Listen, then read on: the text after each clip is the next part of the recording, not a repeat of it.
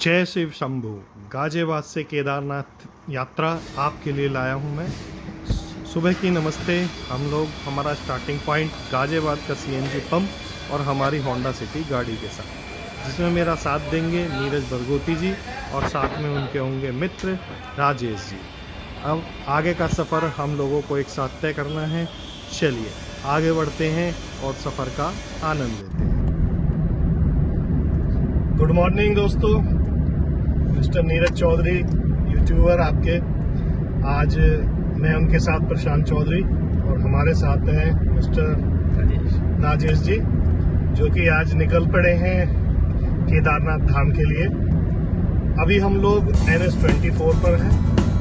यहाँ से हम मेरठ के लिए मेरठ एक्सप्रेस वे पकड़ेंगे और देन उसके बाद हम मुजफ्फरनगर होते हुए रुड़की और फिर हरिद्वार।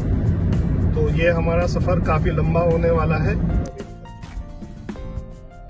दोस्तों यहाँ से खतौली पार कर चुके हैं और अब हम लोग यहाँ से जा रहे हैं मंसूरपुर के लिए। तो मंसूरपुर में हम पहुंचेंगे मैकडी, जो कि वहाँ का फेमस मैकडी है और वो 24 आवर ओपन रहता है। उसी के साथ में और भी बहुत सारी एक्टिविटीज है, बहुत सारे रेस्टोरेंट है वहाँ पर। ज़्यादा बेहतर जानते हैं क्योंकि उनकी ससुराल है वहाँ पर तो ये आपको ज्यादा बेटर बता पाएंगे। ये लीजिए, बात कराते हैं बब्बल जी से। Thank you Neeraj ji. तो जैसा कि बताया, अभी हम लोग खतौली पार करके मंसूरपुर एंट्री करने वाले हैं और ये मैं आपको दिखाता हूँ। ये आपका फेमस स्पॉट है। यहाँ पर लोग जब भी लॉन्ग रूट पे जाते हैं तो यहाँ जरूर स्टॉप लेते हैं। यहाँ फेमस मैकडी है, 24/7 आवर खुला होता है। और यहाँ पे अभी नया ये बहुत बड़ा एक रेस्टोरेंट बना है। अब आप लोग सोचते होंगे कि मरुथल जाएं, वहीं पराठे और अच्छे स्पेस मिलता घूमने का, तो ऐसा नहीं है। अब आप यहाँ पे भी आ सकते हैं। यहाँ पर दो हैं, एक मेरे लेफ्ट हैंड पे निकल गया था और एक राइट हैंड पे था, देवतारा के नाम से। आगे मिलते हैं दोस्तों, फिर मिलाएंगे आपको रास्ते में नई नई जगहों से। अब हम लोग पहुँच चुके हैं मुजफ्फरनगर से 3 किलोमीटर पहले सीएनजी पंप पर। क्योंकि हमारी गाड़ी में सीएनजी लगी हुई थी, इसलिए हम लोग इसमें सीएनजी फिलिंग कराएंगे। यहाँ पर कम ही सीएनजी पंप हैं तो थोड़ा टाइम लग जाता है, लंबी लाइन होती है क्योंकि पॉइंट भी दो ही हैं। यहाँ पर सीएनजी 82.84 रुपीज़ पर केजी मिलती है। प्रेशर ठीक ठाक मिल जाता है, कभी 200 का तो कभी उससे भी कम आपको मिल सकता है। मुजफ्फरनगर से निकलकर हम लोग नाश्ते के लिए रुके। ये है ओम मन्नत। काफ़ी अच्छी जगह लगी मुझे, काफ़ी लोग भी यहाँ पर इकट्ठा थे। ये मन्नत ढाबास के नाम से प्रसिद्ध है। आप लोग चाहें तो यहाँ सुबह का नाश्ता आसानी से ले सकते हैं और हम भी अब वही कर रहे हैं। यहाँ का मेन्यू कार्ड।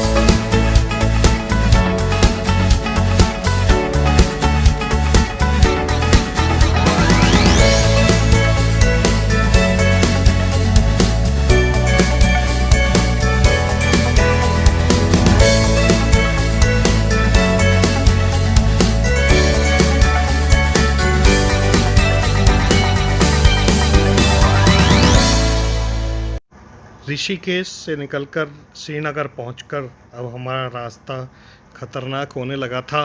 आप लोग देख सकते हैं किस तरीके से पत्थर चट्टानों से, पहाड़ों से नीचे गिर रहे थे।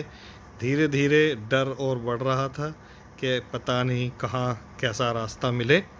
पत्थर जगह जगह गिर रहे थे और रास्ता खतरनाक हो रहा था।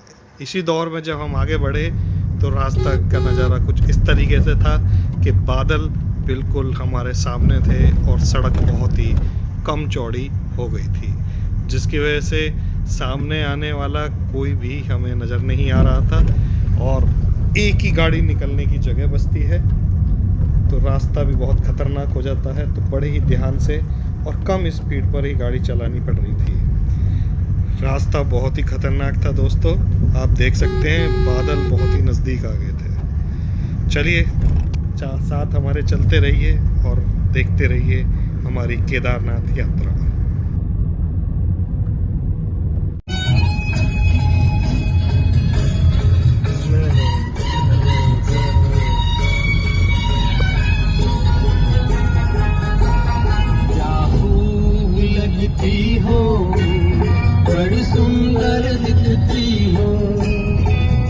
सड़कें कहीं खुली हुई तो कहीं बहुत ही कम चौड़ी हैं, तो हमेशा पहाड़ों पर आके एक बात का हमेशा ध्यान रखें, कभी भी अपना सब्र और मानसिक संतुलन ना खोएं, क्योंकि ये सड़कें चौड़ी तो हैं कहीं कहीं पर, जहाँ बहुत कम चौड़ी हैं वहाँ पर हमेशा खतरा बना रहता है। चलते चलते अंधेरा हुआ और अब है खाना खाने का टाइम।